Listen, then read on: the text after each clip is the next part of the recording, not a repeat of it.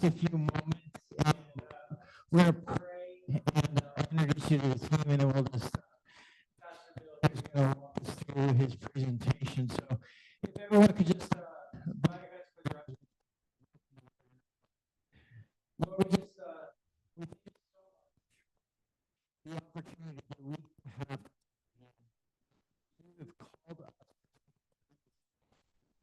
to minister to our community, to love on our community, and to stand boldly for your name. Lord, I just pray that you would be in the midst of our conversation tonight as we make plans, as we talk things out, as we try where we can better serve you in this event. And we just thank you so much for who you are in our lives. In Jesus'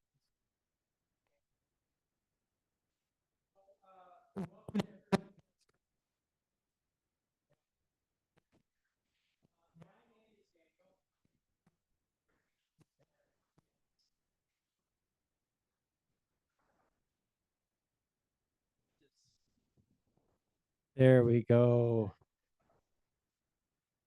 It's like cutting in and out. So I was like, I can't hear myself. I know I'm deaf, but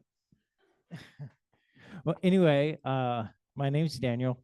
I'm the director of operations for the He's a Solution Ministries, and we get the privilege and honor to put on this amazing event called Be Bold for Jesus every year.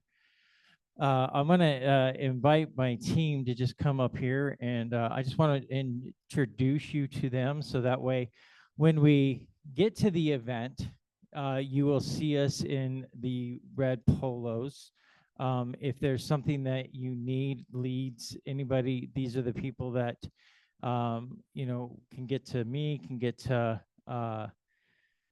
get to the communications. So, but without the work and the efforts of this skeleton crew right here, we would not be able to put on this event. So here is Wendy.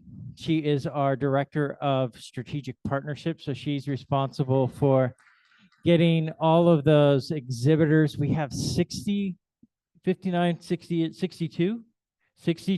exhibitors this year. We'll walk through it, but we've reimagined the exhibitor space, and it's just been phenomenal. Next to her is our newest addition. This is Sabrina, our social media specialist, and she's been killing it.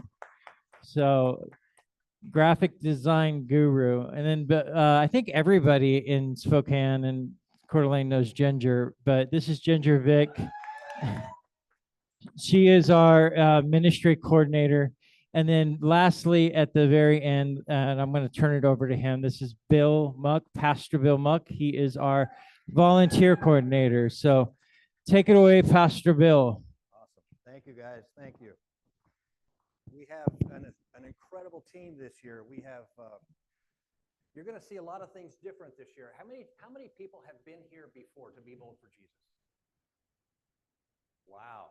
That's amazing. That's awesome. Okay. We've got an opportunity ahead of us. I want to just tell you a little bit about a person that I had a chance to talk with this week. I called her up with the intention of just having her switch her schedule because she was working at one time and I really had a gap in my schedule at another time. And so I called her up with the intent of just asking her to change her schedule. I left a message for her and she called me back. And for the next 15, 20 minutes, proceeded to tell me what she was walking through in her life. And it touched me. It really did. And I really felt God saying, you know what, you just need to focus on this right now. You know, ministry comes at the least opportune times, doesn't it? We all know that. And so I took some time and I prayed with this lady, and her son was considering doing something that he probably shouldn't and ending his life. And so I gave her my cell phone number, and I said, I want you to give my number to your son. And I want him to call me. About an hour later, my phone rang. And it was him. And I had the chance to talk with him and talk about what he's going through and what he's what he's experiencing right now and the situation in his life. And it is tragic. It really is. But I get a chance to pray with him and to encourage him. And the reason I'm telling you all this is because we never know when that opportunity is going to come. We never know what people are walking through. I was just going to try and make a phone call to move a lady's shift from one time to another, and wound up being used by God to talk to somebody who was considering suicide. And it was just amazing. And that's my point, is in being a volunteer, it's so much more than just handing out a bracelet or just checking an ID or just helping somebody, get to know where the restroom is or what time the breaks are. There's so much more to it than that, because we don't know what they're walking through. So each of us is going to have an opportunity over the next October 3rd and 4th to be there, to be that hands and feet for Christ. And I just personally want to thank each one of you. We have, you'll see in just a second, we have an incredible team this year, not only of our staff, but of you guys. We have 380 volunteers this year. That really is a praise. A lot of them are new.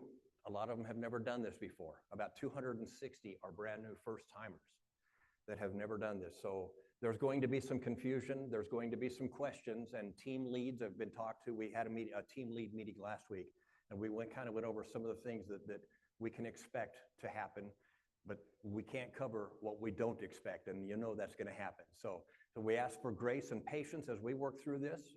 It may be new for you, but we have some new serving areas as well this year. We have some new categories, things that we created simply because we wanted to be responsive. For example, we heard from some of our exhibitors last year that they felt somewhat neglected and they were somewhat disappointed in the conference.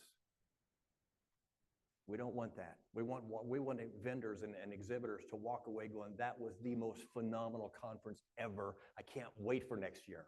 And so we've actually dedicated a team just to working with our exhibitors and our vendors to not only move them in, but also check on them every single hour to make sure they're getting what they want. If they need a break, we're going to be there for them, just to man their booth, to help them, so that at the end of the day, at the end of this conference, they're going to go, that was rockin', stompin', amazing, and I'm signing up for next year right now. We want that, because we want to minister to them just as we are any other client that's walking in. So thank you for being a part of that, for sure. If you have a cell phone with you, can I ask you to do me a favor? Is this not changing? There we go. Pull it out and take a picture of one or two of those. If you do not have Planning Center on your phone right now, you need it. It is going to be your lifeline. It'll be your communication to your team lead. It'll be where you see your shifts.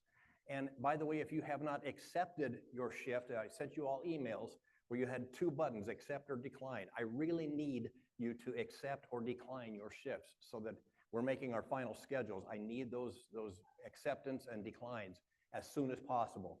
But download the Planning Center from the Apple Store or the Google Play Store. Make sure that you use it. If you have questions on how to use it, please come up and see us afterwards. MJ is going to be here. I'm going to be here. Daniel will be here, and we'll answer your questions about Planning Center. But it will be your lifeline to communicate with your team leads and your other team members.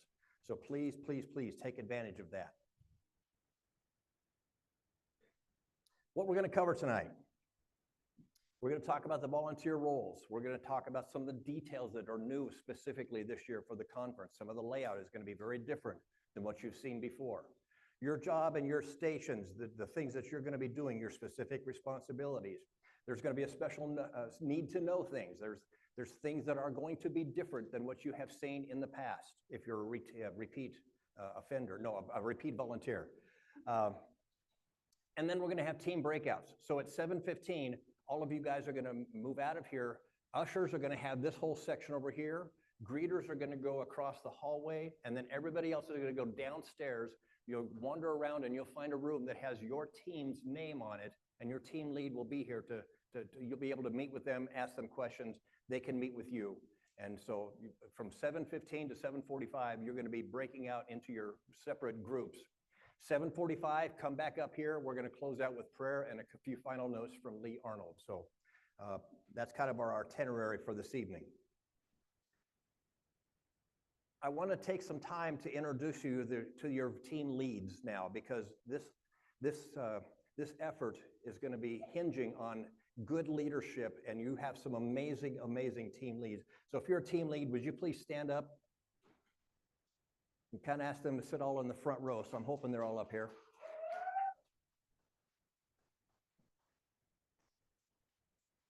So these are the leads. I was going to go through and introduce them one by one, but we won't do that. I just want you to know these are your team leads. So when you will meet them when you do your breakout sessions. But if you ever have questions, your team leads are the ones that you need to go to. These folks up here have put in countless hours in helping to plan this. So again, thank you guys for the team leads, and the rest of you, these are going to be your lifeline. So take care of them. Thank you, guys. Your team leads are your main point of contact. Anytime you have a question, they will help you. They will make adjustments to your schedule. They'll make sure that you're getting breaks and that you're getting staffing rotations as needed. They'll also be the people that you ask questions of. Your team leads will have radios that if they don't know the answer, they can relay to our communication center and get the answers that they need. And then also, and this is really for all of us, if you see something, say something. If something looks out of place or strange or peculiar, bring it up to your team lead. And if it's an issue, we can have your team leads can contact our communication center. We can have security forces or whatever we need right away.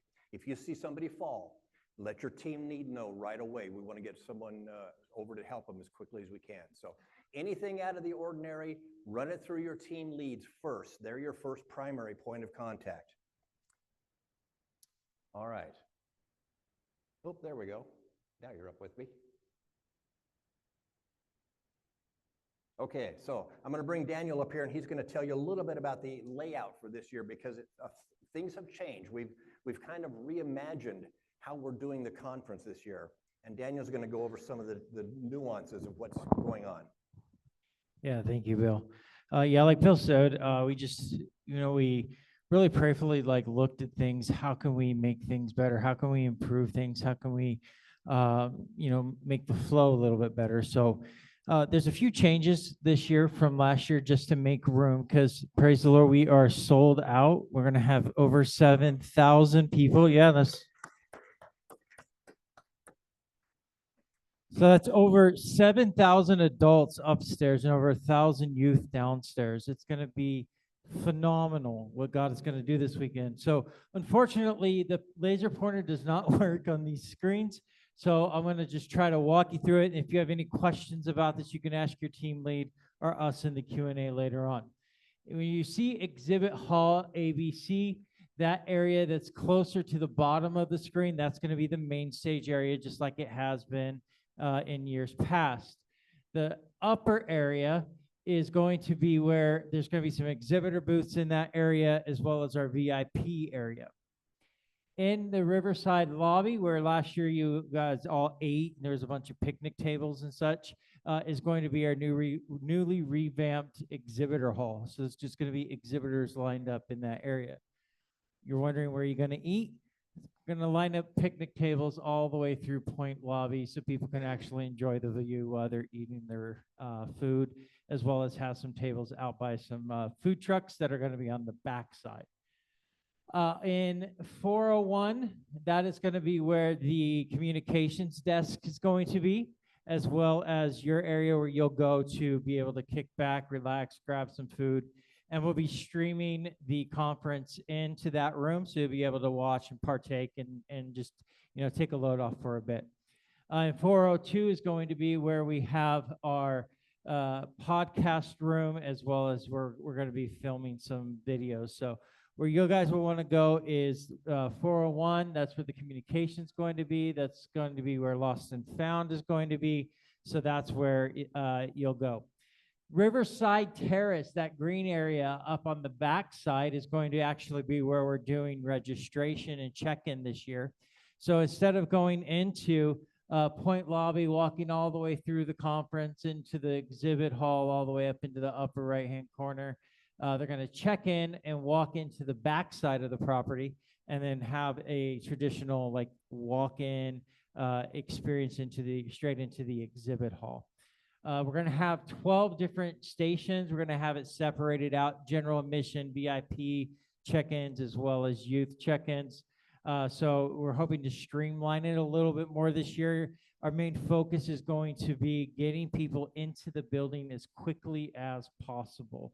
We're going to have 2 different scanners. They're bringing extra scanners in over from the Spokane Arena, so that way we can actually get people into the door, get their bags scanned and all that stuff. And I'll just approach it here. Our heart is we want everybody to get inside, right? Especially with the uncertainty in the world going on right now. We're going to have Spokane Police present monitoring the lawn along the Centennial Trail. And then we're also going to have our awesome safety team walking around, as well as the convention center staff walking around, just to make sure everybody's safe while they're standing in line. But our heart and our hope is to get them inside as quickly as possible.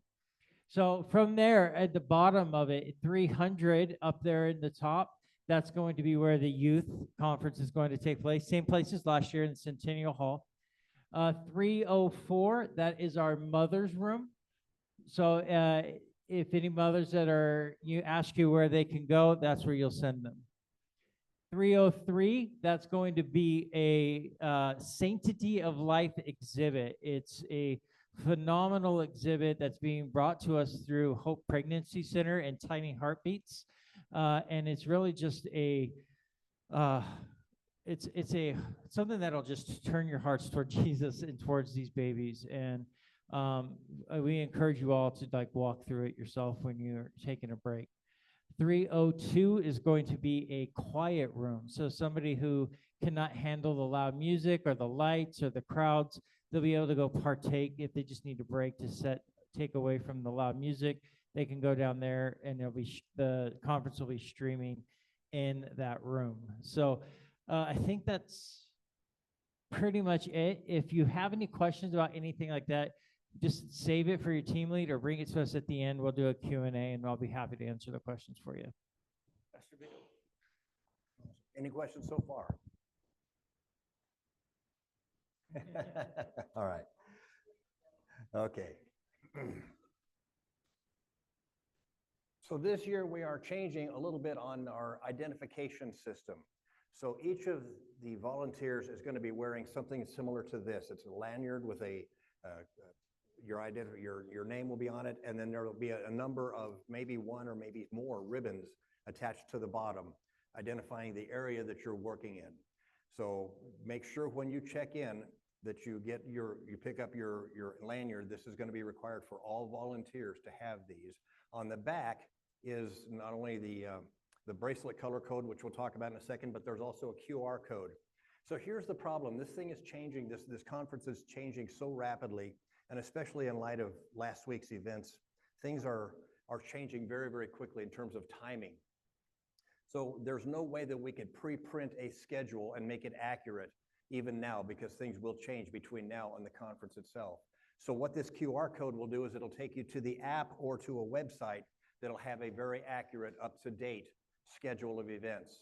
So anytime somebody says, hey, what time is someone speaking, you can let them scan this, or in fact, we're actually going to encourage them to download the app, and it'll be right there on their schedule. So encourage people, if you ever hear the question, what time does or what time is, refer them back to the app, because the schedule on the app will be updated as any changes occur. There's no way we could do that ahead of time and get them printed and still be accurate by the time the conference starts. So please use these QR codes on the back, and please make sure you're wearing your lanyard and your badge on the front. And then we're also doing something different for our guests. When they come in, they're going to scan in at the registration desk. We're going to be giving them a bracelet, one of 3 colors, either gold if they're VIP, black for general admission, and red for the youth group. So if they're going to be downstairs, and Ginger has a couple of samples of what those are going to look like. But please, please, please instruct everyone, especially people at the registration desk, when they get that bracelet, Do not take it off. That's their entrance to Saturday. So if they show up Friday, they get it on their wrist. They can't take it off Friday night when they go home because they won't get in the door for Saturday. So those are it's like the hospital bands that it fits right on the wrist. We're not going to just hand them the bracelet. My Vanna, you do a wonderful job there. Yeah. We're not just going to hand them the bracelet. We're going to put it on their wrist for them to make sure that it gets there and not that they take it. And so if somebody's signing in for 10 people, we want 10 wrists to put a band on. And then again, remind them, do not take it off Friday night at the end of the event unless they're not coming back Saturday because they won't get in without that wristband, okay? Let's see. I think that's it for that slide. Let's go on to the next one. Parking is a little bit different this year. So there's no way that we would be able to park and get easy access to our vehicles at the convention center. So what we've done is we've teamed up with Life Center Church. And I've sent you the email address, or the physical address, but it's also here. And by the way, tomorrow or Monday morning, you'll get a copy of all these slides in your email inbox. So don't worry about if you miss something, don't worry about it. It'll be emailed to you. But park at Life Center Church. It is a gated lot, so you can rest assured that your vehicle probably will be pretty safe. It's patrolled and it's gated. There will be a bus there that will take you back to the convention center. And then also when you're ready to leave, again, there's a bus, and we have a bus and 2 vans, right? Is it a bus? Yeah, a bus and 2 vans that are going to be running shuttles back and forth. So anytime you need to get to your car or leave or show up, use those means of transportation, and it'll save you from having to pay the ridiculous parking fees at the convention center. But that also means what? You need to show up early, because now you have to park at another location and get on the bus and get shuttled over. And so you need to allow additional time. I suggest you want to probably be at that parking lot 45 minutes before your shift starts, just to make sure that you're there in plenty of time. The buses are going to be continually running back and forth, and the vans, but you may have a wait of 5 minutes or so, or 10 minutes. And so you want to make sure you get to your parking spot early so that you can get to your position early in the conference. Plus, you also have to go through security once you get to the convention center. So you need to allow additional time for that as well. So please, please, please be at the parking lot at least 45 minutes before your shift starts. Remember, your punctuality sets the tone for the rest of your team. You don't want to be the last one to show up at your shift, all right? So help your teammates out and just arrive early. So let's go through a few of the positions that we're doing this year. Some are new, some of them are repeat, but some of you are new, so it might be new to a few of you. The communications team is going to be our key central location. This is going to be in the volunteer room. So when you arrive at the convention center, you're going to go to the volunteer room and check in, and you are going to get a hold of Felicia, and she is going to make sure that you're all taken care of, or one of her people. You're going to check in and sign in so that we know you're there, and from there, then you can go on out to your duty stage, wherever you're working, your duty place, your volunteer place. The volunteer center, the volunteer room, is also going to be where there's snacks. There's going to be live streaming. Whatever's going on at that time is going to be live streamed on at least one, I think maybe 2 TVs in there, so you can always watch what's going on. This is going to be our key central location for the entire facility for volunteers and staff, is going to be at that communications center, that volunteer room. So that's going to be the place where you check in. That's also going to be the place where you check in before you leave at the end of your shift, okay? So make sure you arrive there and leave from there so that you can check in and check out. Ushers are going to be our biggest group of people, or group of volunteers, especially that first morning, Friday morning, when the conference starts. Nobody's going to know where they're sitting. It is open seating, but the ushers are going to be responsible for guiding people to open seats. Ushers, if you are scheduled to be an usher, please make sure that you tell people that they cannot just leave their stuff there and go off and wander around for a while. There's no saving seats this year. We just don't have the space for it. So saving seats is not going to be permitted. If they leave and they need to go out and do something, they need to take their stuff with them. And then if there's a speaker they don't want to see, but they don't want to lose their seat, then they need to stay, or else they need to take all their things with them, because we're not going to allow seats to be saved this year. We just simply cannot. So the ushers are going to find the open seats. They're going to escort guests as needed. The ushers are also going to be responsible for directing and redirecting. So if you see somebody that has a youth armband and they're in the main auditorium area, you'll need to guide them out back to the youth area. And the same thing for downstairs. If there's an adult with an adult armband, remind them that their conference is upstairs, and they probably would be willing to go up there, but say that. The ushers are going to help with communion on Saturday morning. So Saturday, we're going to do a special communion. There will be communion wafers and cups at the doors when people come into the auditorium. We hope that everybody will pick one up on their way in. But we're also smart enough to know that not everybody's going to do that. So those that don't, when we start the communion, the ushers are going to help and distribute whoever does not have any, will have them raise their hands, and the ushers will will help them out. Ushers are also going to have really cool lightsaber type flashlights, kind of like directing an aircraft, you know, the big long orange stick. We've been playing with those in the office all week. They're really cool. And so they will be able to guide people to wherever they need to go if they have an open spot. Now, I will tell you one thing about these flashlights is they have a strobe on them as well. So they're steady on or they're strobe. Please use the strobe if there is an emergency. All right? Do not turn on the flasher unless you need some help. Right? You see something, you're concerned about something, somebody fell, somebody's choking, turn that flasher on. But if it's not an emergency, please do not use the flasher. Just use the solid light. Let people see you. You can wave at them. That's fine. But keep that flasher off unless you detect something where you need some additional help. And we will marshal forces over to you with that flashing signal. Okay? Any questions about that? All right. Let's go on. The greeters are going to be the first line of defense, the first encounter that our clients are going to have with Be Bold for Jesus. They're going to be guiding people, helping them, welcoming them, first of all, and then guiding them to the registration desk, guiding them to the VIP area, guiding them to the merchandise tables, guiding them around the facility, reminding them that that they need to go through security. If they leave the event, they got to come back through security. Just being a general host and being cordial. That's the key element to being a successful greeter, is just being cheerful with these people. They're out to have a good time. We want to help them have a good time. And the greeters are going to be our key agent in doing that. Helping people find the vendor areas, and they will also be helping with communion on Saturday. So communion Saturday is going to be, I believe, at 9:20 a.m. And that's going to be an all hands on deck moment for the greeters and for the ushers to be able to make sure we get those elements distributed as quickly as possible. We're going to task the greeters to help out with that as well. Merchandise. We are selling different types of merchandise, not only Be Bold for Jesus merchandise, but also some of our speakers' merchandise. And that will be handled by the merchandise table.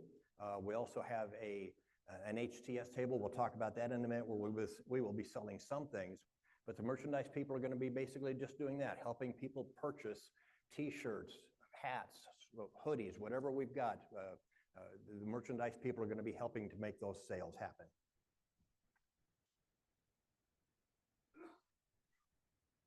Here's the HTS table. HTS, here's the solutions. So those tables are going to be really instrumental in helping people find their way around. They will also have some books that we're going to be selling. They're going to provide basically information, helping people navigate their way around the facility, helping people just basically provide information. If people have a question about what time is, what does the guy to say? They're going to say, check your app, but can also help them out with any questions that they might have. All right. And the registration, of course, the registration is where they're going to be checking in. When they first arrive, the guests will be checked in and registered. We are going to make it very simple for them. They'll simply have a QR code. We're going to scan it and then hand them their bracelet, whatever area that they're going to be setting in. It should be fairly smooth. It should be. But we all know that things are going to happen. So we've got other people that are going to be stationed there to help out the problem children, because now people are going to they're going to forget their QR codes. They're going to leave the tickets at home. They're going to, there's just any number of things that are going to happen. The registration team is going to be able to help them out and get them into the conference successfully and hopefully quickly. We know that there's going to be a bottleneck. I think the biggest bottleneck is going to be at security, and that typically is going to be the case. There will be lines out there, and people are going to be probably a little bit grumpy. We just need to give them grace. We need to be patient with them, understanding that they've stood out there for a while, and they're probably been on their feet. And so let's just be graceful with them, okay? And help them into that registration area. Once they get in, they're going to be excited to be there. So registration guests or registration volunteers have got a huge job to do in getting people in quickly and smoothly. All right, continuing on. Transportation. Is it not going again?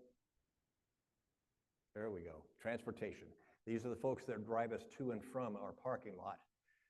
They will also be available to, they'll be driving on a rotated schedule. There will be, like I said before, 1 bus and 2 vans.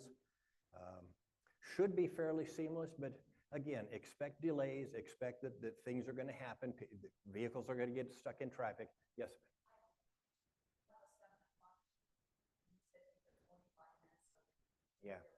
Yeah, you want to be there by about 6:15. Yeah, you want to allow time for traffic. I mean, it is Spokane, and we know that there are going to be problems with traffic, although it's not that far away.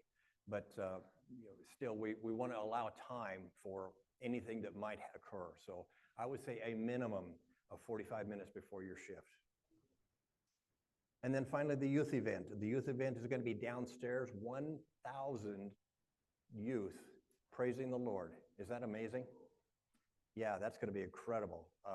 The volunteers for the youth breakout sessions are going to be helping to monitor the doors, just making sure that everybody is doing what they're supposed to do, that helping them to find seats. One thing I would really encourage our youth attendants to do, our youth volunteers, if you see youth who are distressed or stressing out or having some difficulties, would you just ask if you could pray with them? Most of them probably would love that, but I think that many of these youth many of them are struggling, and I've talked to several that they're having some real difficult times. They're really looking forward to this conference because they really need that reignition in their spirit. And our youth people have the ability to do that. You have the opportunity to do that, to help be that igniter. So take some time. Again, remember that story that I told you a minute ago. You never know what people are walking through, especially with our youth. They are so stressed, so under so much pressure right now. So please, if you see somebody that's maybe acting a little strange or a little bit different, a little bit stressed, just stop and ask if you can pray for them. And I know, like I said, ministry happens at the least opportune times, but I promise you it will be worth it. Let the Lord work through you to touch those youth. They really, really need us. And so if you have the opportunity, please take that opportunity. All right, what else have we got? MIMO. MIMO is my own little fancy term. So I've worked in the many conferences down in Reno, and we always called it MIMO, move in, move out. Whoop, we went too far. There we go, there's MIMO. MIMO is move in, move out. And so again, this kind of revolves around the issue of making sure that we are attentive to our vendors and our exhibitors. So I've kind of created a team that will be with and minister to our vendors from the very moment they walk into they pull into the parking lot until the moment that they leave. The MIMO team is going to help them unpack. So again, we're trying to kill a few birds with one stone. We've had some problems at the loading dock before with people getting bogged down and long lines, and we want to try to eliminate that. So we've come up with a staggered schedule for people to arrive at the loading dock. The MIMO team, on Thursday, will help them unload. We'll take the things to their booth and set them up while they move their vehicle So all they have to do is pull up to the dock. We're going to help them unload. We're going to take it to their booth for them while they're moving their vehicle, creating open space for the next vehicle. And then all they have to do is go back through to their booth, and everything that they brought in will be waiting for them. So that's going to be part of the MIMOS team, move in and move out. Help those vendors, be a resource to them to do some of that heavy lifting and that work for them, because the option is they shut off their vehicle, they move it all themselves, and now we've got a parking lot, a loading dock that's dead because we've got some vehicle while some guy's offloading all of his stuff. So we want to eliminate that. So the MIMO team is going to do that. I've combined that with the other half of that, and that is vendor relations. Again, we want our vendors to feel very much valued and very much appreciated. And so at least once an hour, we want our people to be talking with them, going out and making sure that they're doing well, that they're good, that they have everything they need. If they need to do a potty break and there's no one to man their booth, we can do that for them. You know, if we just want them to walk away going, I've never been taken care of like that before at any conference. And so the vendor relations and the MIMO team is going to be basically catering to our vendors and our exhibitors from the very moment they get on site till the very moment they pack up and leave. We're going to be there for them. So that's kind of new this year, and thank you if you are on the MIMO or the vendor relations team. You are going to be a great ambassador for getting more clients and getting those clients to come back next year. And then floaters. Floaters are my catch-all.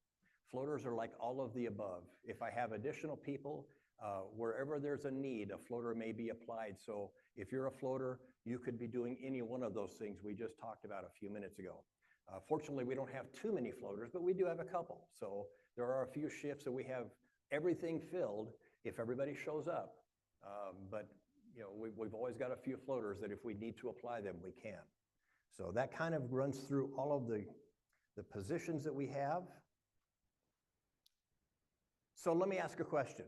Does anybody here have EMT experience?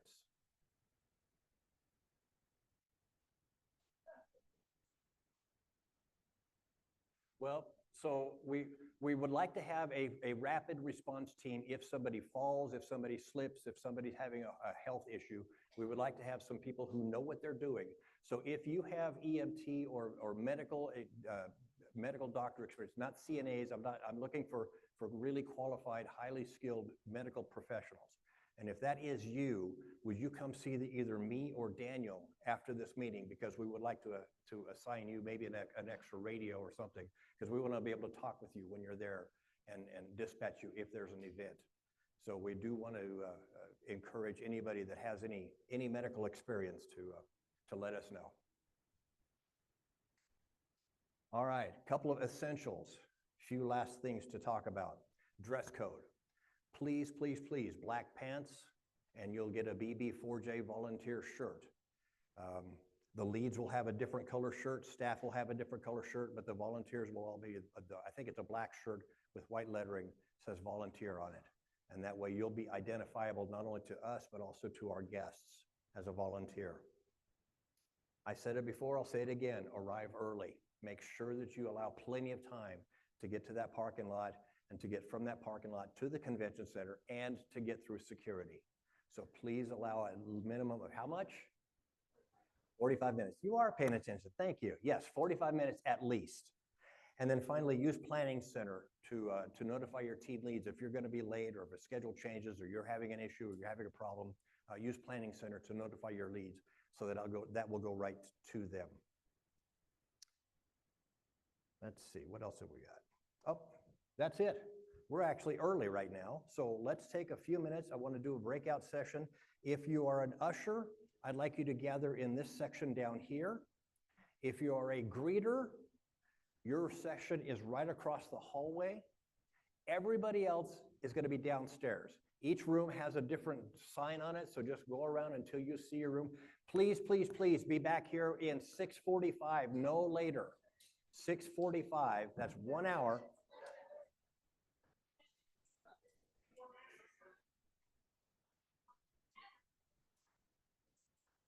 Pick one. Yeah, whichever one.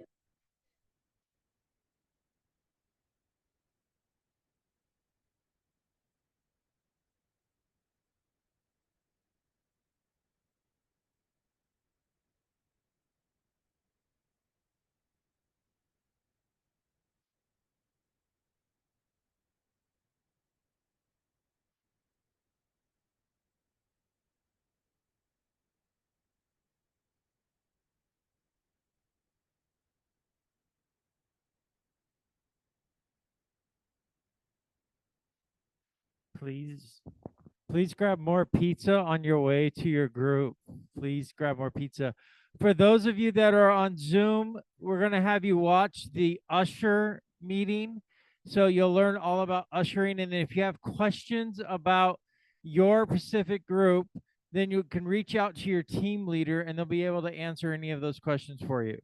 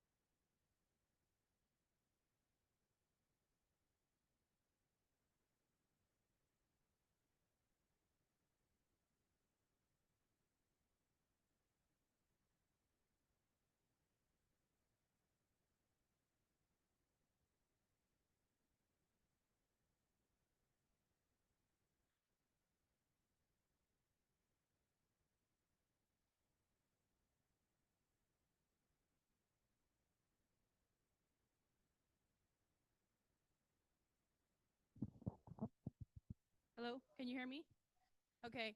Hi, everybody on the Usher team. I was told that Zoom is also listening, so it's not on. Okay, MJ says it is. Okay, so basically, my name is Melina. I'm going to be one of the Usher leads. I have a co-lead. His name is Tim Pyle. We're both going to be there most of both sessions.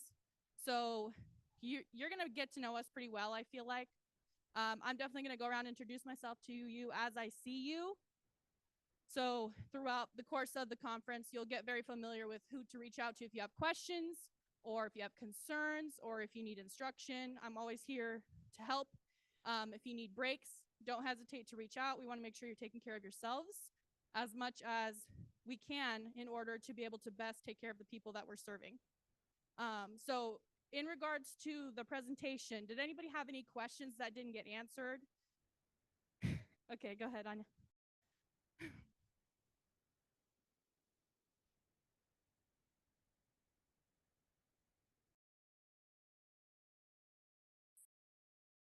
So I believe that the entrance, and MJ, you can correct me on this.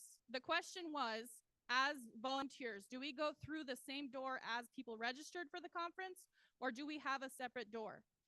I'm under the impression that we go through the same door. So as volunteers, the first session, we will be there before they will be there. So we should be there because we need to be there to help them. We need to be there to guide them. So people will be coming in to register for the conference at a certain time.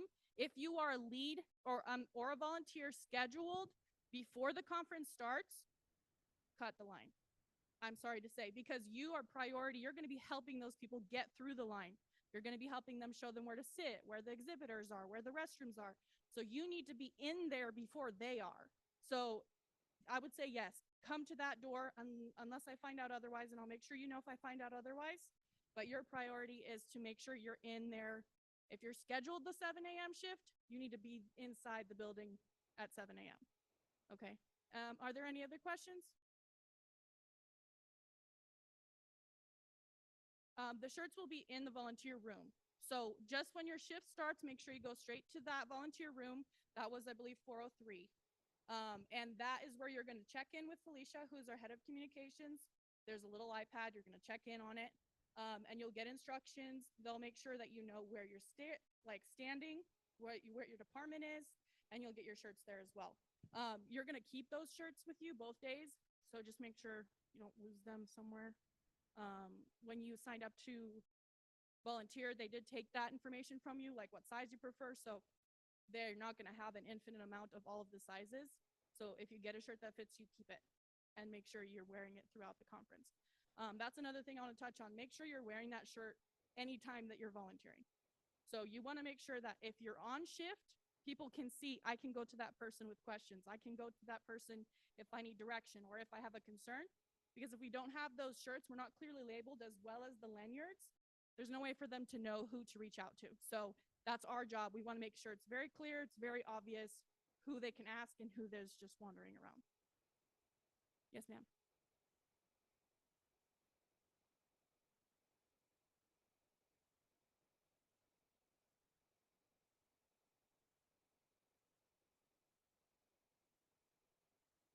Okay.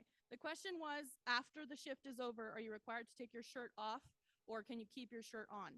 Personally, I'm just going to make a call here. It's up to you. If you want people to come up to you and ask you questions and you have answers and resources, you're more than welcome to keep that shirt on. It's not going to gain you special access to personal, like VIP lounge and stuff like that. So don't try to use your volunteer shirt for those reasons. But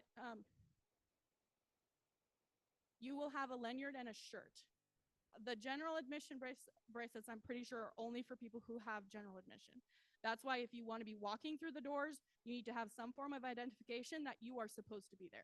So if you're going to go into the conference and you're a volunteer, you have to have a lanyard and a shirt. Otherwise, you don't have a bracelet, so we're going to ask you, where's your bracelet? Right. So when I say walking through the doors, I mean into the convention where the speakers will be. Walking into the doors into like where the exhibit is going to be and like the different shops and stands, that's not the same situation. Nobody's going to be checking bracelets at that point. Most people will have them already, but I think towards the beginning as volunteers are checking in, that's going to be obvious that people are still getting their badges and stuff like that. So like Saturday, I would say, unless people who are just coming in Saturday, most people will have their bracelets and their shirts already. So you shouldn't see many people wandering around without them. Any other questions? Yes, sir?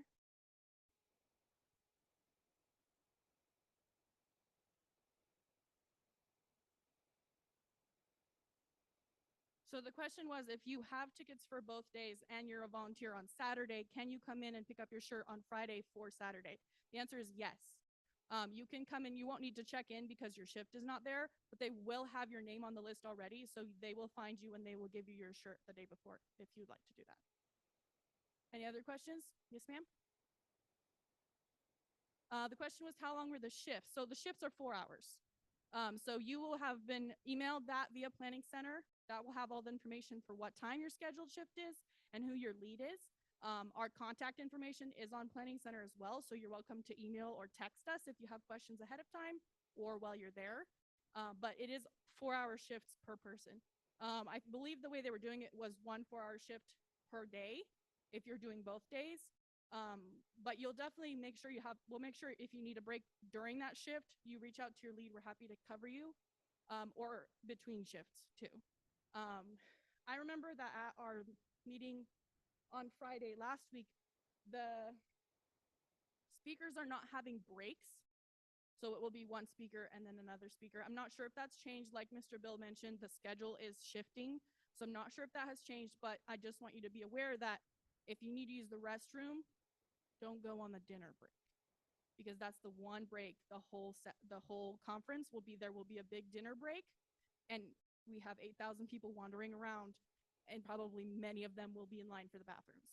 So make sure if you need to use the restrooms, if you need to use like a public access location, that you're using that during speakers when there's less traffic in the area. Go ahead. Do you have a question?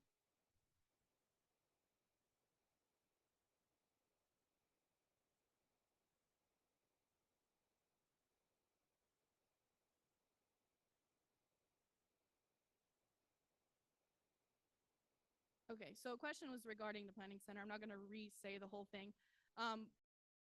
Talk to me because I can pull up your name and I can see what on my end you're scheduled for. I'm not sure if that was maybe it requesting like, what did you prefer? And then it's asking you, what do you want to do? I haven't seen that particular email, so I can't answer that question, but I'm happy to help you, once I get off here to look up your name and see.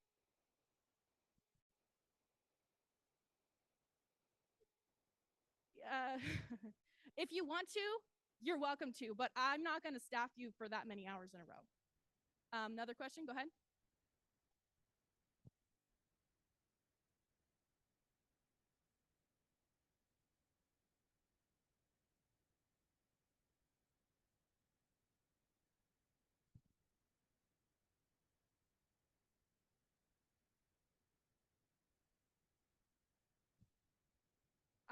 I'm not sure if that's an usher specific question. Is that directed to the ushers?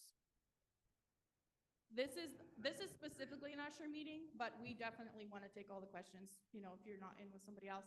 Mr. Bill is our volunteer coordinator. He's probably the best person to equip you for that information. Yeah, I can tell you that Adult and Teen Challenge is going to be really important for our operation this year. You guys are going to, I've worked with Avery and to make sure that you guys mostly are going to be handling our youth downstairs, but some of you are going to be working upstairs as well. So I'll work with Avery and with, who's the other guy there?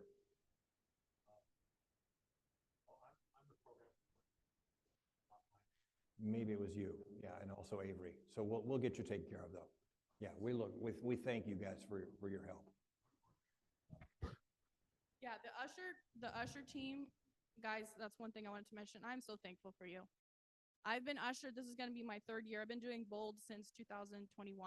So I have participated in many of these, and being an usher is one of the most rewarding parts. So that's why I've continued to come back to this position. You get to interact with people, every single person, and it just makes a huge difference. You know, one of the things that we're going to face is telling people if they're sitting in VIP that they should not be sitting in VIP. And I'm going to be honest with you, this was passed on to me 2 of the 2 years that I was an usher, because I love talking to people. And, you know, you ask them, pull up your sleeve, can I see your bracelet? And if they say, oh, I'm sorry, that's not the color for VIP, we have an opportunity to be super gracious and super kind and offer, hey, can I find you a seat that's going to be pretty good, that can fit your group, that's going to be in general admission, because unfortunately this is a VIP section. So that's going to be something that if you see, you can call it out. If you don't feel comfortable with confrontation like that, reach out to your leads or reach out to one of your other ushers that are going to be set. I know that I'm probably going to make sure everybody is specifically set up on a spot. So if I set you up next to a VIP row and you're not comfortable like redirecting non-VIPs, let me know and I will put someone else in that place. But I'm super thankful for each and every one of you. And I just want you to know that this is a huge opportunity to serve people, and don't take it for granted. You're not there to stand in one spot and point your finger and then you're done because you did your 4-hour shift. You are here to smile at every single face, because every single face is a soul that will live forever. They're going into eternity, and their conversation with you, their interaction with you could redirect where that eternity will be spent. So don't take for granted every interaction, every opportunity, every single question. Okay, any more questions? Yep.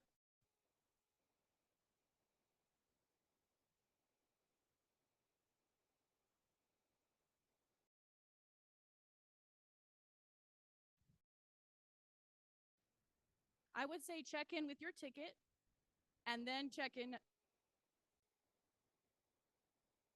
So as a volunteer, you don't have a seat.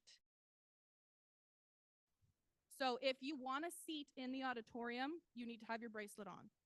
If you are just happy with sitting, you know, if the auditorium gets filled up and you are okay with sitting in the volunteer room where they will be live streaming the conference, you're welcome to give that ticket away and just use your volunteer access. But just understand that that's not going to give you a seat because we are sold out. Okay? All right. Any other questions? Yes, ma'am. My name is Melina. Yes, Melina. Not Melinda, not Melania. It's Melina. Yes, ma'am. Yes.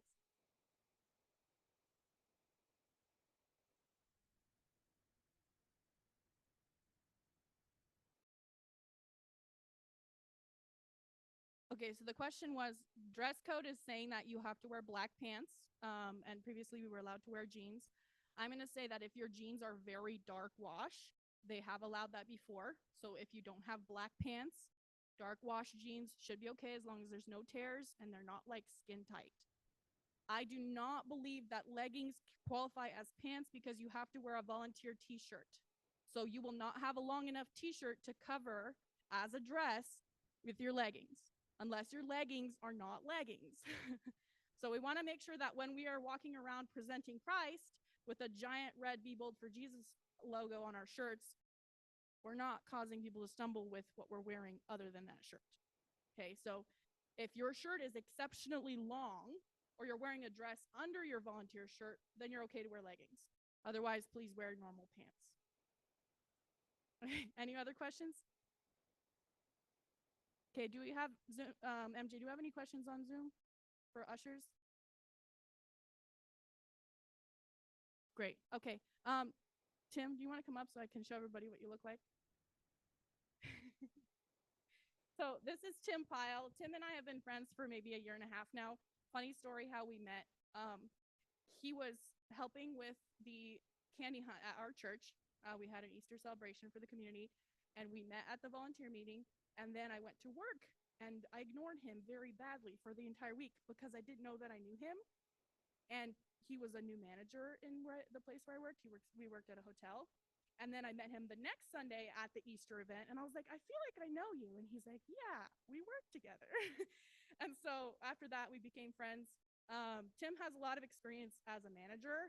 He's managed multiple different hotels. So I pulled him in on this because I felt like he would have the leadership qualities that I have the experience with Bold, and he has the experience with managing many people.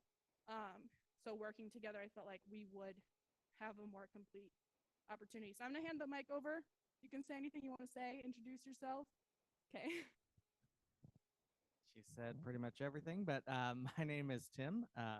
Yeah, I live in Coeur d'Alene, and I'm just happy to. This is my first time at this conference as well, so I'm learning along with you. But I will. Emelina's has a lot of knowledge, so I'm excited to serve with you all and get to know you. Jim knows my face really well, so if you can't find me, you can find him and he will find me. Okay? Or he has answers. He can text me and ask me questions. Does anybody have questions for Tim? No? Well, I would give them to you. Okay. All right. So another thing I wanted to touch on is the auditorium. Raise your hand if you have been to a Be Bold for Jesus conference before. Most of you. That's great. Okay, so you know how it was set up last year. We had the main stage area. Right in front of the main stage area, we have the VIP section, and then the rest of the auditorium is general admission. So that's probably exactly how it's going to be this year. I wasn't told otherwise, and I did ask about it. So like they mentioned, the gold bracelets will be VIP, black bracelets will be general admission, and red bracelets will be youth, and youth is downstairs. So as ushers, as people come in, we're going to need to be able to redirect the youth if they have a red bracelet downstairs and adults that are downstairs upstairs. The reason we have to do this is because we are sold out. And when we say we're sold out, we have all the seats in general admission are sold. So if somebody purchased a ticket for youth, it's highly likely that their seat is downstairs because youth is also sold out. Somebody asked during the lead meeting, are we going to enforce this? We're not going to be mean about it, but we do have a fire code to uphold. And if the room begins to get too full, it is our job to enforce this. Okay, so if you see people standing in the walkways because there's nowhere for them to sit, find them a place to sit. And if you can't, then please redirect them to where they're supposed to be, because we do need to make sure that the building is safe, the people are safe, because we want everybody to have an enjoyable experience. Okay, like I said before, if you're not comfortable with confrontation, change it. Don't make it confrontation, or find somebody who doesn't mind. But make sure you're gracious in all of that. I know that there's going to be a lot of parents really excited to hang out with their kids, or a lot of kids excited to hang out with their parents. And there is definitely some leniency on that. It's highly unlikely that people will be, every single person who bought a ticket will be in every single speaker. But we still need to be aware of it. Okay. Last year, the way they stationed ushers, we had 2 ushers, one on either side of the entering doors, and then we had ushers down each of the halls, down each of the rows where the seats are, just like here in the aisles. We're going to do that again this year. That worked really well with redirecting people and pointing out, do you see that gentleman there a couple rows up? Okay, he has a seat for you, so you can head down to them, and redirecting people. We don't want to be running back and forth down the aisles. You'll have a spot, people come to you, and you can direct them to the next person over. Because we have, like I said, 40 volunteers for ushers, depending on how the staffing is, we may end up finding a couple people that can run around and say, do you have any seats in your section? Do you have any seats in your section? And then come back and communicate that with each other. So it can be very coordinated, very clear communication, but you will have a designated spot. And if you don't, come talk to me and I will make sure that you are very well equipped for your position and that your time is used appropriately, because we really appreciate you being there and we don't want you to feel like it was a waste. Okay. Also with that, I'm going to say this again and again, it's amazing to me. We're sold out this year. So if the auditorium fills up, we are going to start having to ask volunteers to watch the conference from the live streaming, either in the exhibit hall or in the volunteer room. And that hasn't been the case before. So it's going to be something that we're going to have to communicate to people that they weren't expecting. But that's our job. And we're doing that because we want to make sure that everybody has the best time. Okay. We want to make sure that you walk away from this like a church camp experience. And in order to do that, we have to keep them safe. And in order to keep people safe, we have to follow rules. So that's something that I want you to be aware of. If you have any questions, you can come to me, you can come to Tim, and we will figure it out. Okay. That's all I have. Yes, ma'am.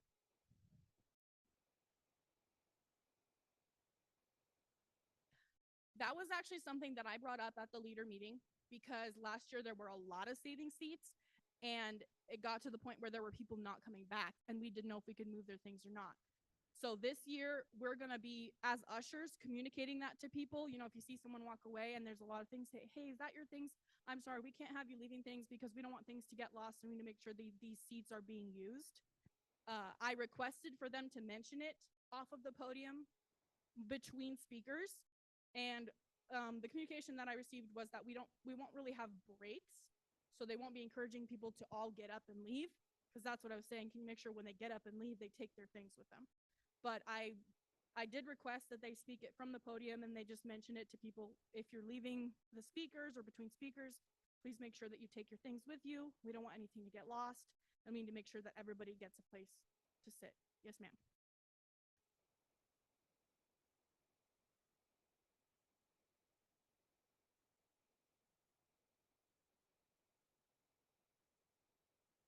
I am not going to request that from the speakers. There's 7,000 chairs, and we cannot have people raising their hands for 1 or 2 seats. Between speakers, we are going to be there. We're going to be walking aisles, so we're going to see those seats. So we're going to do the best we can. We're not going to catch everything, just being aware of it ahead of time and communicating it ahead of time. There will be people saving seats. We know that. There's people who don't want to follow that rule because they don't want to give up a good seat that they had. So if there's a person who has, like, there's one person and there's 5 chairs and their party went to go to the bathroom, we're not going to make them give up those seats. But if everybody's leaving and they're just leaving flyers on the seats, that's where the problem is. So if they're going to the restroom for 5 minutes, we're not going to make them give up their seats. But if it's like an hour, like they're going to lunch, we can't have that. I'm going to communicate with the security team and the leadership team about clearing it out during dinner. You know, if you lost your items over dinner, please talk to Lost and Found. But that's not been established yet. That's something I'm going to communicate and see. Okay, yes. So MJ did confirm dinner break. The auditorium will be cleared of all things. There will be nothing left on the chairs during dinner break. That's going to be our job to clear. And like they mentioned, Lost and Found will be in the volunteer communications room. So if somebody left something that's not a paper flyer that they can't get somewhere else, that's where it should go, is straight to the communications team. Mr. Bill.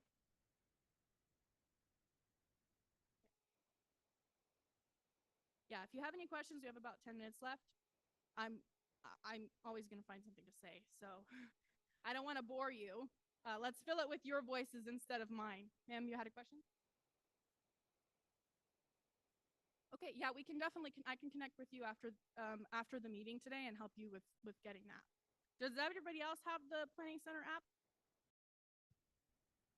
Okay. Yeah, it's the green one with the little like the little stripe icons. That looks like a checklist.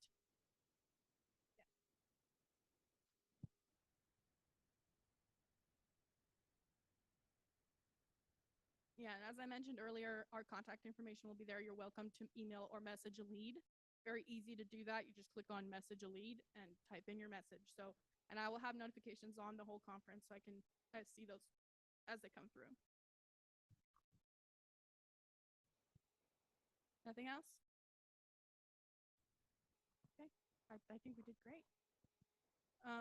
Okay, so for the way that the shifts are broken up, when you come in for your shift, please talk to either Tim or I, because each person will be assigned to a place.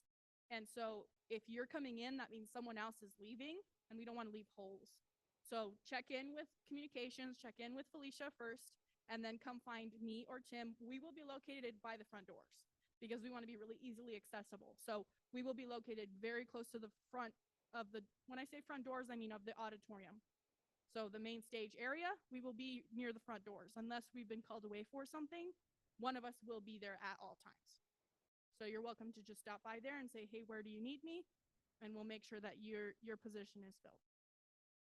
Same thing with breaks. If you need a break, come find us and be like, hey, I need a break. And we'll cover you, or we'll ask someone to step in for that. Yes, ma'am, you had a question?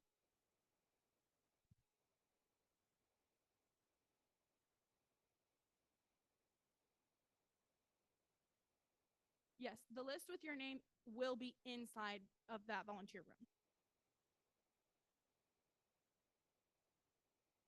They're into the like auditorium area. Like through security. Is there going to be anybody keeping people out during security for early shifts? So the best thing to get in through security is to enter through the DoubleTree Hotel. Take the Skyway over, and because you don't want to stand in the long lines with everybody else, take the Skyway over. There'll be a separate security at the bottom of that. Okay, so that is confirmed, just like before. Anna, you asked this question earlier. If you are a volunteer, check in through the DoubleTree Hotel. That'll lead you right through the main security for that portion, that hallway, and that will take you straight to the volunteer room. So you won't be walking through a bunch of people to get to your volunteer room and check in. So thank you for that, Mr. Bill.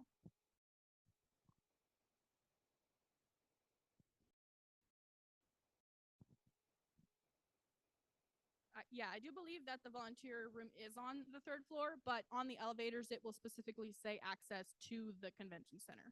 So it's pretty easy to find which floor it is as well in that way.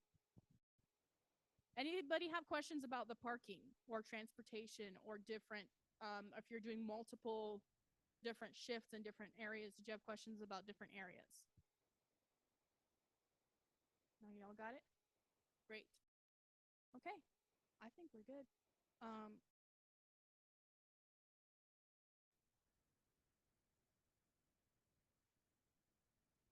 And if you have a chance, stop by and talk to one of the HTS members that they introduced at the beginning and thank them for how much work they've put into this conference. They've been doing this all year long preparing for this, and they have worked so hard to make this as easy it can be for us. So make sure you stop and talk to one of them and thank them for what they're doing.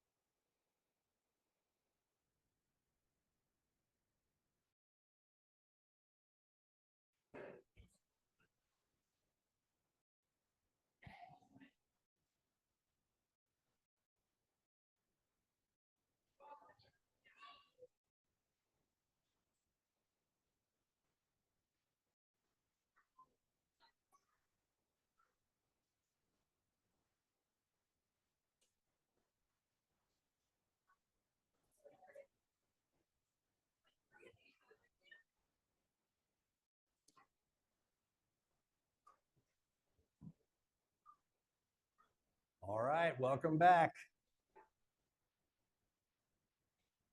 Come on in and have a seat. We're going to go ahead and start with some question and answer time.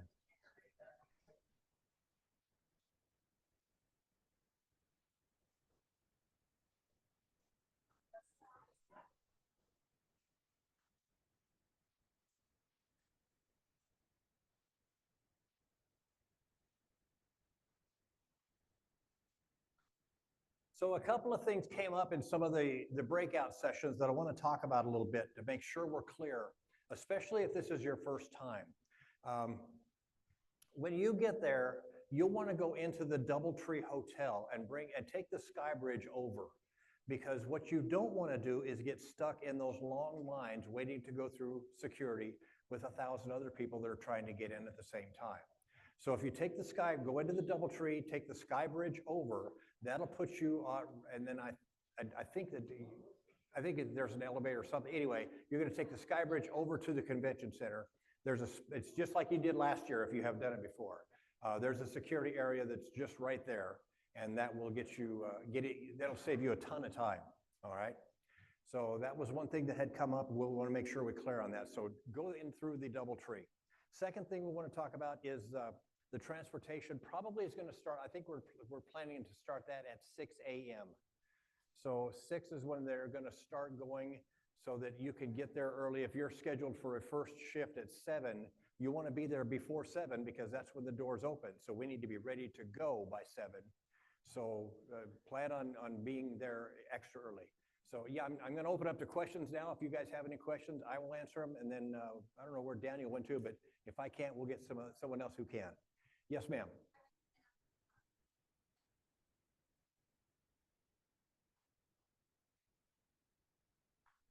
So again, the question was, if for people that have a 7 a.m. shift, how early can we get there? I think we are going to have the shuttle starting around 6, so anytime after that should be fine.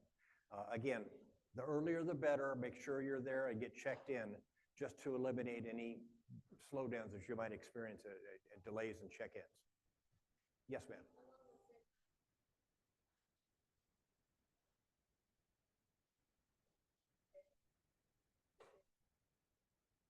Okay.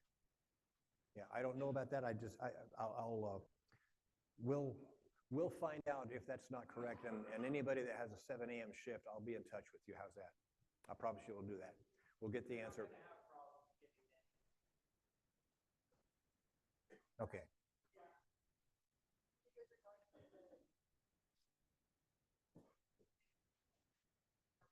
I just said that. Yeah, we just talked about that. We talked about going in through the DoubleTree instead. Yeah, there's not going to be a problem getting in for those earlier shifts. The convention center is going to have the doors unlocked for us. There you go. Yes, sir.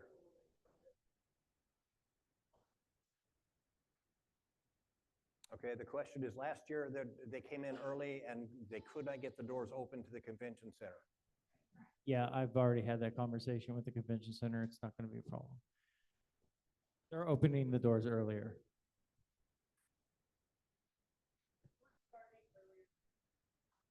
Yeah.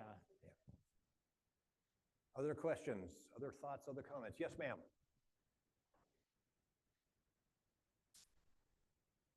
That's a really good question. I don't think that was actually a problem a couple of years ago. AT&T had a huge outage that affected the conference, but that's going to be a problem if there's no internet. If there's another outage like there was, this was not just a convention center. This was an AT&T problem. If there's no internet, we're going to do the very best we can, and that's where we're going to have to rely on grace and maybe say a few prayers that internet would be restored. For the live stream and the merch and all that sort of stuff, it's going to be on the access, the staff access that's for the convention center. So we'll have access to the internet no matter what, Yeah. even if there is an AT&T or Verizon outage. Melina. Yes, clear bags. So imagine that you're going through the airport security, okay? Be very, very selective in what you choose to bring in, because they are going to screen us just like they'll screen anybody else. No sealed bags or closed bags. Please just bring something clear that they can see through. It's going to be scanned, If you can do without it, do without it. Because it's just going to slow down the entire process. No bottles of any kind, especially drinks or anything like that. Those metal bottles or the metal cans, the jars, not going to be allowed. So please don't bring them in. You're going to have to take it back to your car, which means now you got to wait another 45 minutes for a bus to get back to your car and then back to. No, don't do that. Just leave it in your car and yeah. Imagine that you're going through really, really stringent security, because you are. It's to protect you. Yes, ma'am.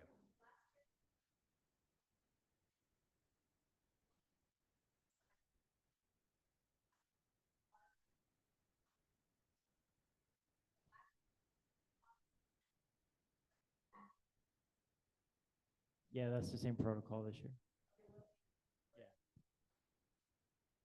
Now, you can go out to the food trucks and get food and bring that back in. They will That's allow correct. that, but that's it.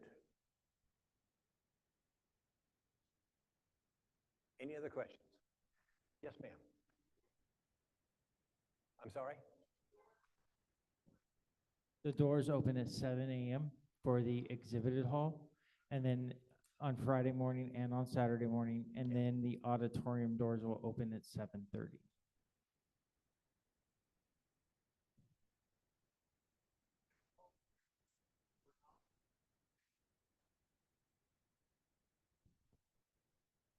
So the question was, as volunteers, are we allowed in the main auditorium?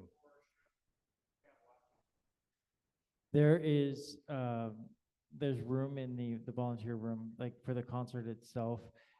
There's the live stream in that area. Just because we are sold out, we are at capacity. If we added in all of the volunteers and all the staff and all that sort of stuff, we would actually be in violation of fire code. So we just have to make sure that we're being sensitive to that area.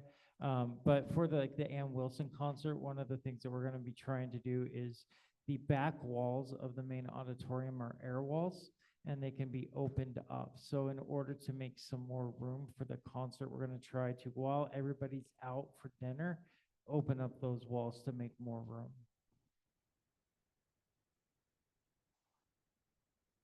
Any other questions? Yes, ma'am.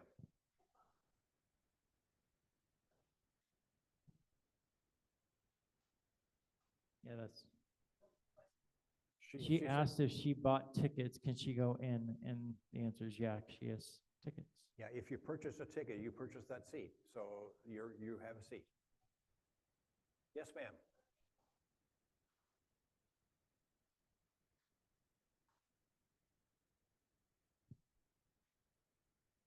Yeah, we're gonna have the video wall like we did last year, as well as strategically placed televisions throughout the venue to be able to stream and watch it. And then also, like I said before, in the volunteer room, as well as the quiet room downstairs.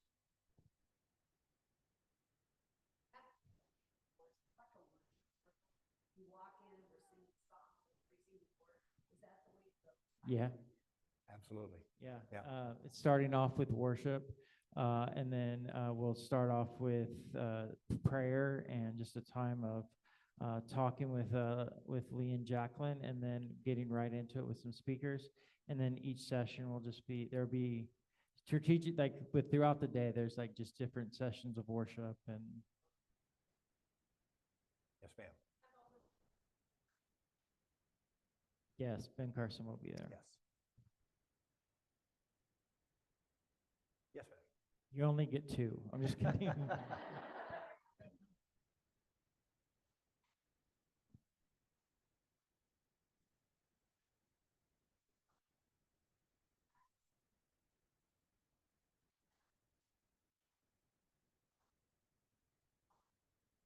Yeah, no, we're gonna allow people to bring food into the auditorium just because, you know, we're doing the morning session is going to actually be an ongoing session all the way until dinner.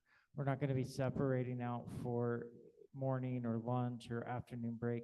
And really, simply the reason why we did that is because we have 8,000 people, and the bathrooms do not accommodate 8,000 people at one time, right? As well as the food trucks. So the MCs are going to be like just drilling this home. Go to the bathroom when you got to go to the bathroom. Get food when you got to get food. Bring it back to your seats. Enjoy. You know, do this at your own discretion. So, you know, really, because we can't release 8,000 people at one time, so.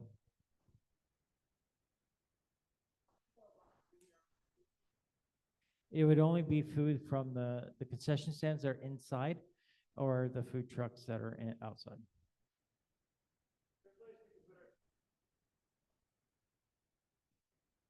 What was the question again?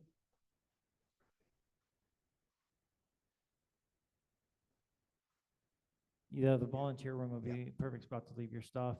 There'll be somebody, a staff member that's going to be in that room at all times.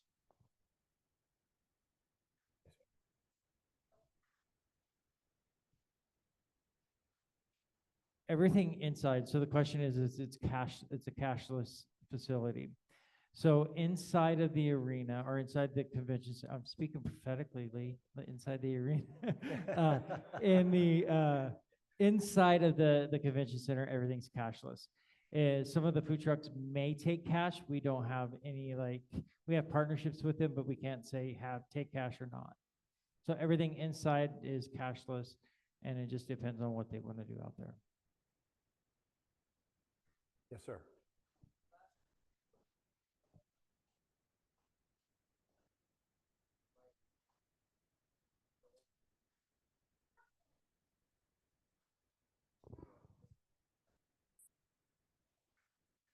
We'll work the schedule out with the busing.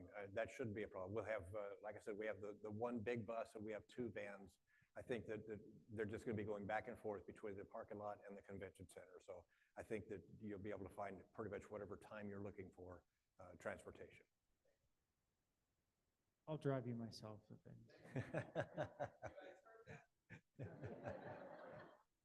And by that, I mean my nephew that's in the back.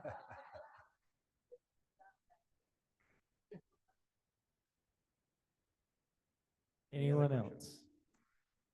All right. Well, I just want to say one more time a huge thank you. We couldn't do this without you. You are our lifeblood. You are our representatives. You are going to be the face of Be Bold for Jesus for 2 days. And you're going to be making those connections, and hopefully you're going to be praying with people and changing people's lives and maybe even leading people to Christ. Who knows? But I sincerely want to thank you for taking the time, for being a bold servant. This is not a time for timidity. This is a time for strength and for boldness. One of my favorite passages is Joshua 1:9. Joshua is being called on to assume leadership of the nation of Israel, and he's a little nervous. He's never been a leader before, and he's always had Moses there, but Moses is dead. And God says, have I not told you, be bold, be courageous, and the Lord will be with you wherever you go. So just carry that with you as you go into the conference this year, and thank you for doing what you're doing. I want to bring up Lee right now, who's going to talk to you a little bit more about some things that are going on, and then give us some final thoughts and words. So ladies and gentlemen, help me welcome Mr. Lee Arnold. And Jacqueline, his wife.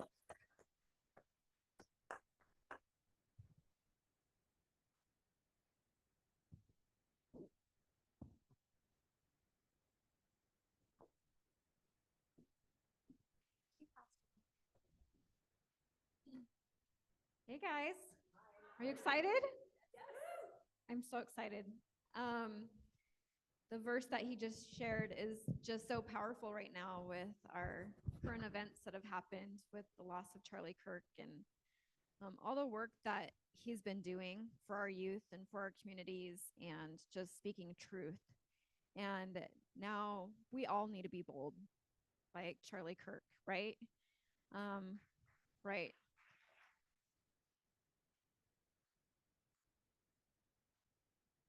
And so you guys are Jesus's hands and feet at this conference. Things are going to get done. Everything always gets done. I know we've talked about a lot of details here, but the most important thing are the hearts of everyone that's coming to this event, that they meet Jesus exactly where they are. So please take time to pray with people. Don't say, oh, I'll pray for you. No, just stop and pray with them right there and then. If you guys see anyone that needs prayer, anyone that needs anything, please, if you don't have time, if you're headed somewhere, get someone else to help them. So that's number one here. We just need to show love. We need to meet people where they are. And thank you, thank you, thank you. We could not do this without you. We have gone from about 4,000 people to 8,000 people. That's purely Jesus. That's purely God. It's exactly what this community is wanting. It's exactly what our world needs right now. And you guys, there's no way that we could serve 8,000 people. So this is really exciting. Thank you so much. Thank you for being here. And as you see me around the event, just let me know how I can help you. Bring people. I'll be the floater. I want to spend a lot of time in the youth room, just praying for them constantly. They need it. And so as you see me, just say hi and let me know how I can help you too. Okay? Great. Thank you, Jacqueline.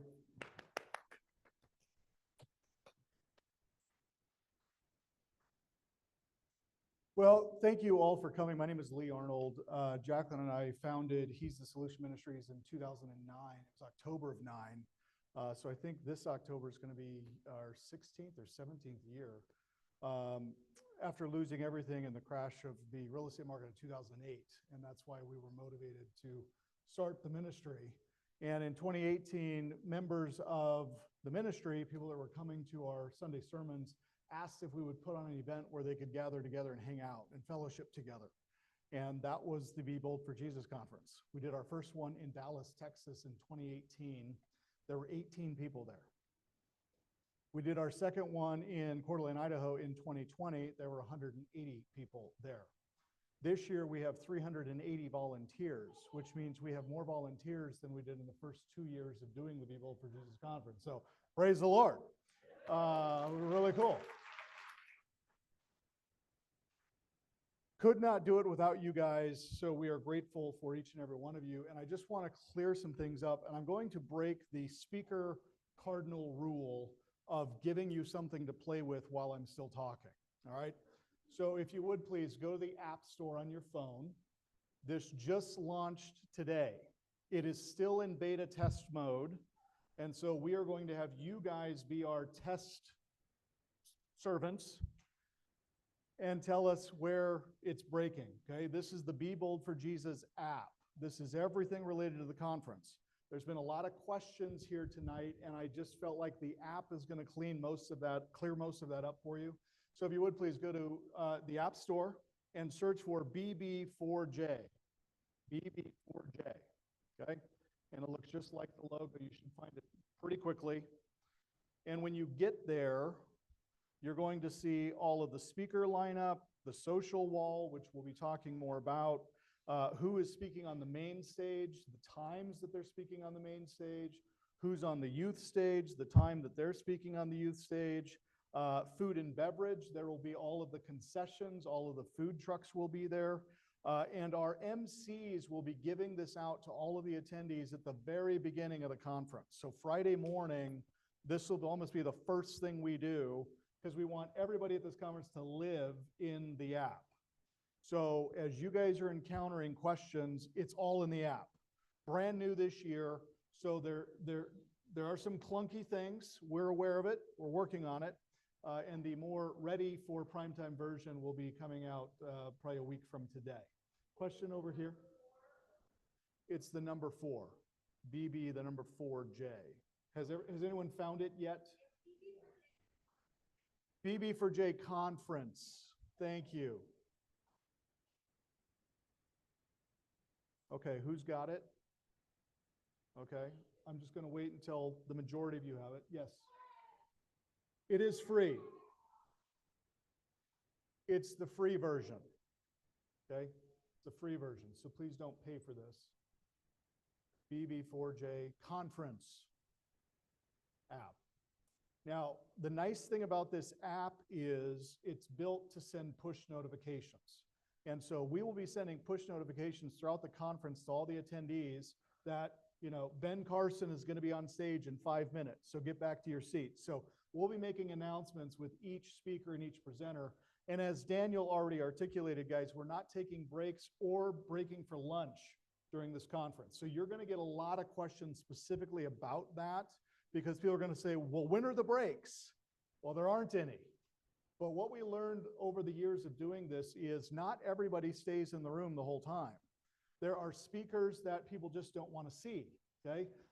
My sessions, I'm going to be speaking on the main stage. That's probably when a lot of people are going to be going to lunch, and that's okay.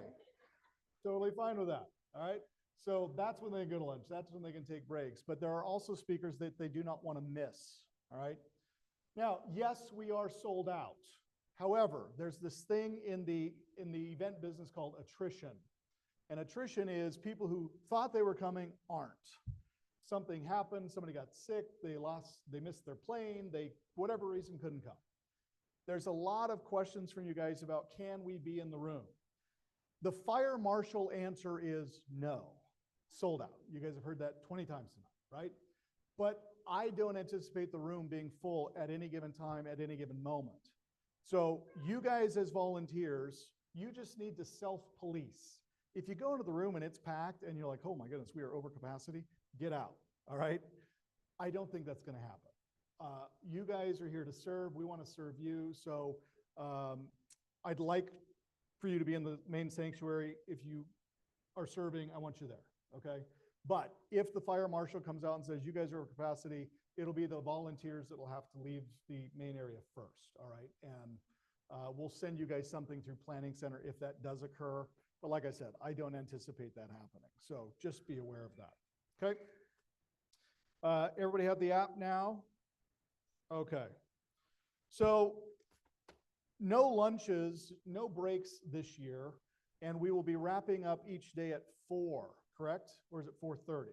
4. So we start at 8, we go to 4, and then we'll have a 3-hour break until we have Tim Hawkins on Friday night for the comedy show, and then Saturday night we'll break at 4, and then we have Ann Wilson at 7 o'clock for the concert. On Saturday evening at 5 p.m., there will be a breakout room where we will be having baptisms. So anybody who would like to get baptized is going to be invited to come and get baptized at the event. Something else that we're all going to need your help, especially you ushers, and this is secret, so please do not share this with anybody, but we're having a surprise wedding on the stage, on the main stage, with a couple who met last year at Bold. It's a really cool story. I'll share more information when we get there.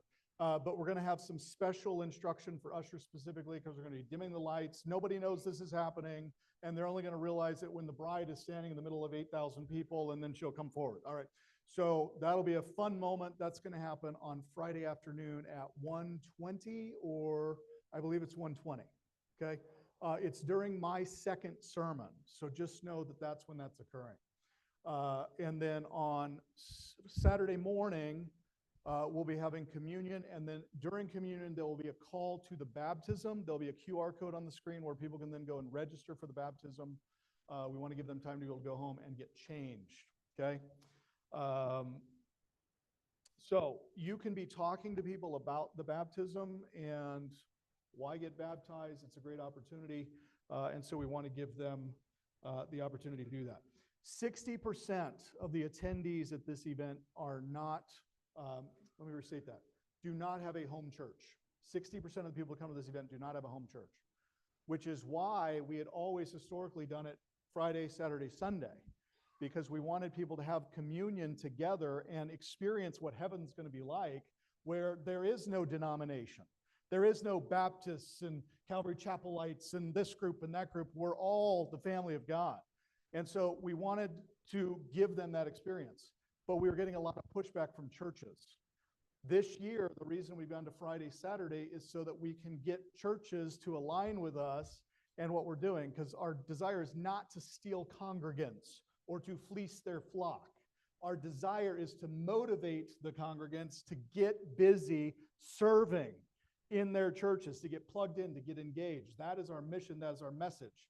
So I was sharing this with a friend of mine who does really large conferences, and I was telling him about our dilemma about not being able to have it on Sunday because we're getting so much pushback from churches. And he said, you know, Lee, you can have communion on any day of the week. Doesn't have to be Sunday. You could do it on Saturday. And I went, oh, that's brilliant. That's why we're having communion on Saturday morning. Some people think we converted to a different denomination, but no, that's not it at all. So that's why we're having service on Saturday morning. Now, the other reason, as you guys may or may not know, we feel like we're being called to put Bold conferences on around the country. And so I will announce this at the conference. It's not a secret, but we haven't gone live with it yet. We've already booked Tulsa, Oklahoma in March of 27.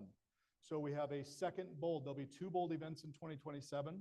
We're tracking 3 for 28, 4 for 29, and then 6 Bold conferences nationwide in 2030.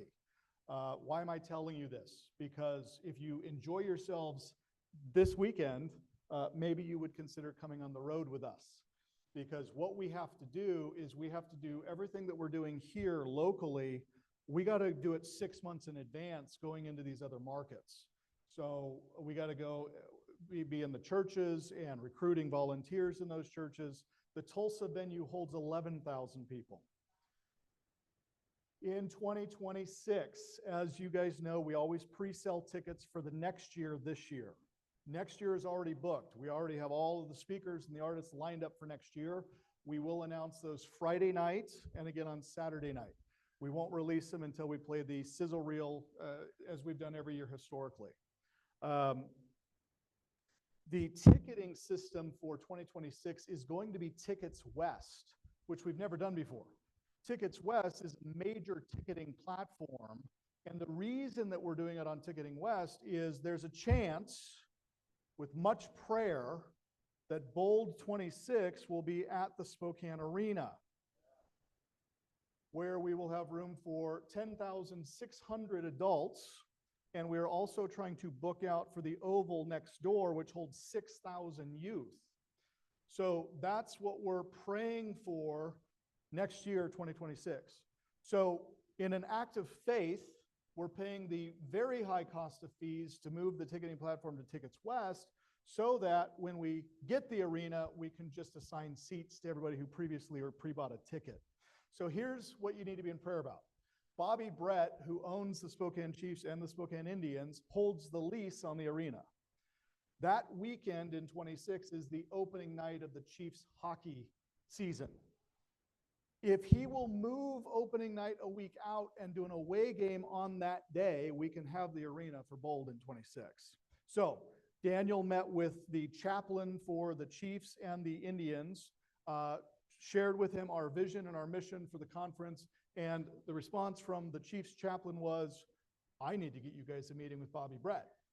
So that's what we're praying for, is this coming meeting with Bobby Brett, and hoping, praying that we will be at the Spokane Arena next year, which means we're going to have to double again in volunteers. So 380 volunteers this year. Next year we'll need about 900 because we're going to have 2 venues, but close to 17,000 people.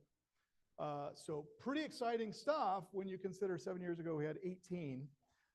So, you know, we're just kind of hanging on and watching what God does, and it's been very exciting, and He's blessed us with an amazing team this year. You guys are meeting and experiencing a whole new cast, putting this thing together, and even a lot of people behind the scenes that aren't here that have worked on some of the largest conferences and conventions that have made their way across the U.S. and the world. Now joining the team, and it's just really neat to see what God is doing. So lots to be in prayer about related to that. I wanted to share this story with you, and I just have a couple of closing thoughts, and I'm going to let you get out of here because I do so appreciate you guys sacrificing your Friday evening to be here. Thank you for your servant heart. Thank you for giving your time, your energy, your smiles, and your servant hearts. God sees you. Hebrews chapter 6, verse 10 says, God is not unjust. He will not forget your work and the love you have shown Him as you have helped His people. In the summer of 1934, a series of revival meetings was being held in Charlotte, North Carolina. The evangelist was Mordecai Ham. Anybody know that name? Okay. If you don't know, look him up. Fiery preacher. So Mordecai Ham had pitched a large tent, and he was calling people to repentance. Now, this is 1934, so this is the beginning of the whole tent revival movement. And 2 teenage boys showed up one night, and they were curious but skeptical. And when they arrived, the tent was already filling up. And looking at the crowd, they decided they didn't want to get trapped in the front rows or pressured to do anything, so they turned to leave. And that's when an usher stopped them, and he smiled, and he welcomed them, and he said something like, "Hey, don't worry, boys. I'll help you find a good seat." And then he personally led them down an aisle and found 2 places where they could sit comfortably. That simple act of hospitality and persistence kept Billy Graham and Grady Wilson in the tent. That night, they heard the gospel clearly, and soon after, they both gave their lives to Christ. Now, of course, Billy Graham went on to become one of the greatest evangelists the world has ever known, preaching to over 215 million people in 185 countries. Grady Wilson later joined him as one of the original associate evangelists for the Billy Graham Evangelistic Association, standing alongside him for decades. Now, why does this story matter to any of you? The usher probably never imagined the eternal impact of his small decision that night. He wasn't on the stage, he wasn't preaching, and his name is largely forgotten by history. In fact, in my searches, I could not find the name of the usher. But heaven remembers. His faithfulness to do the little thing, making sure that 2 boys didn't slip out, became the doorway to millions meeting Jesus. It's a living example of Galatians chapter 6, verse 9 that says, "Let us not become weary in doing good, for at the proper time we will reap a harvest if we do not give up." And friend, that's you.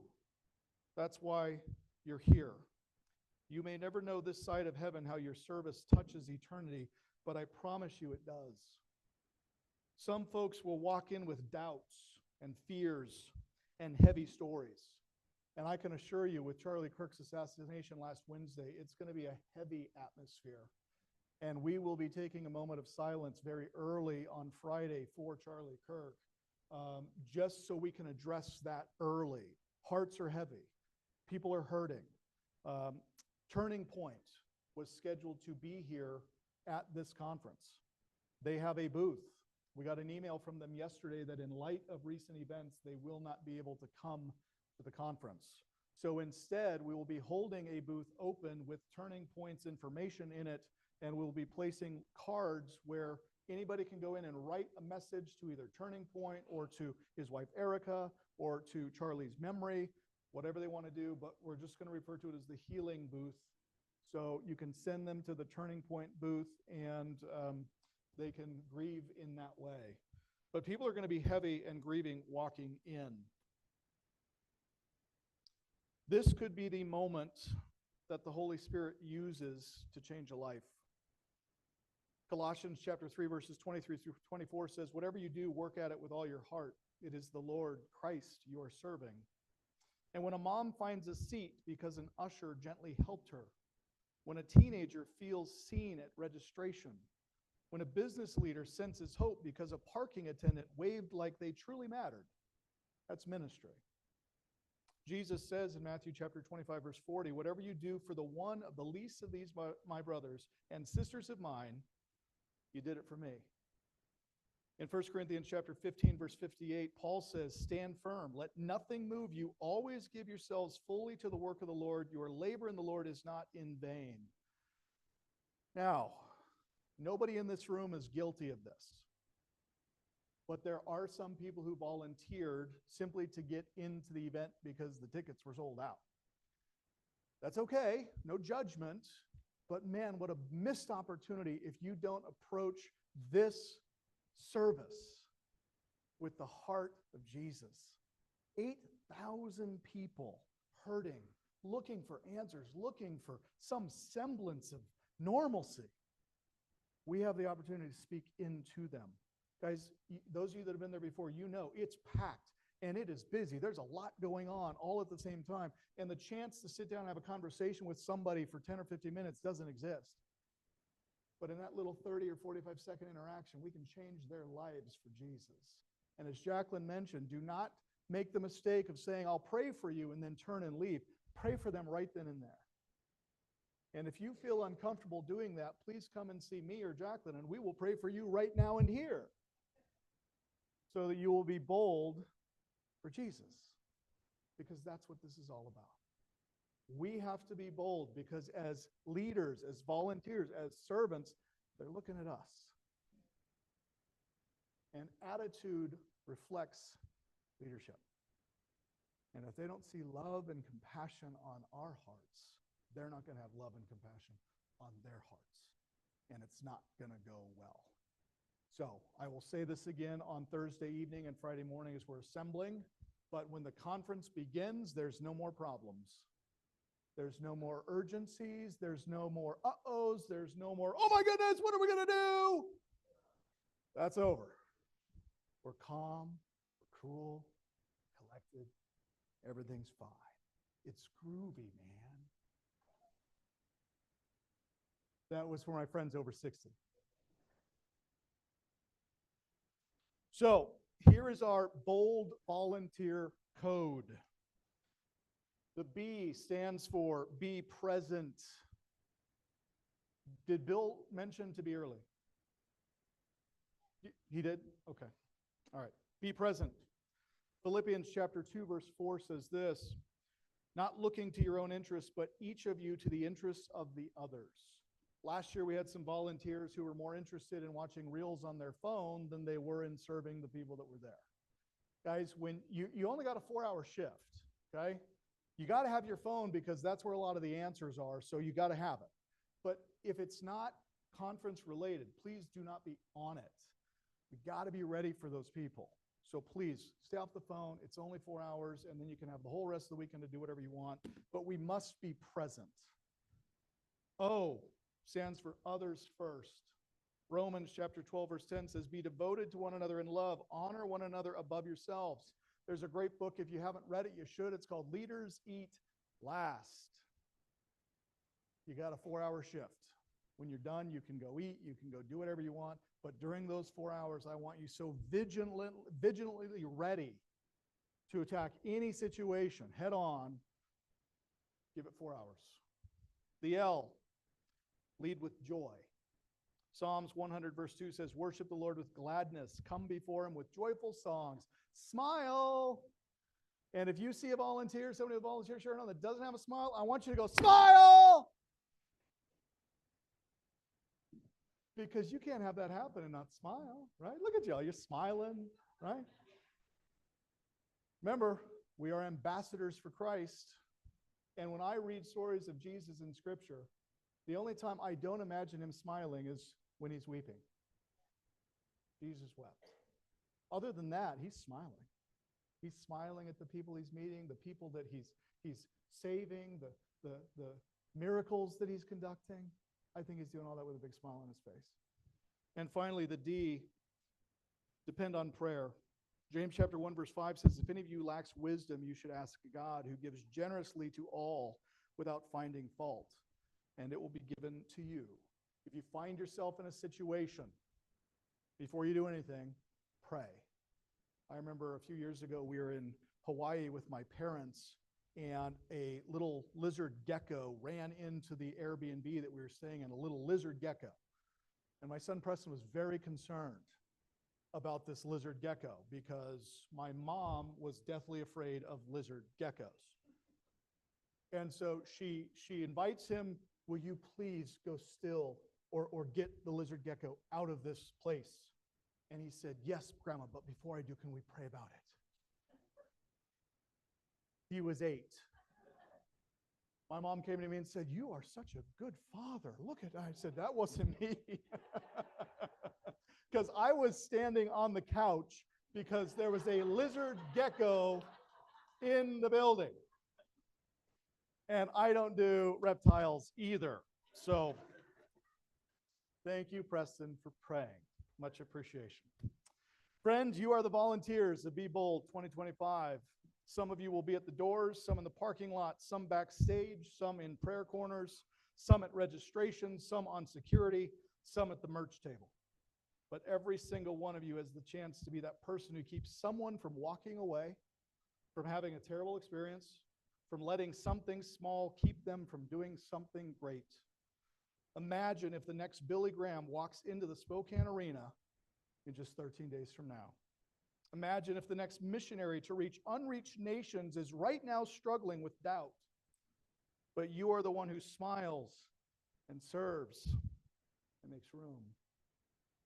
This is holy ground.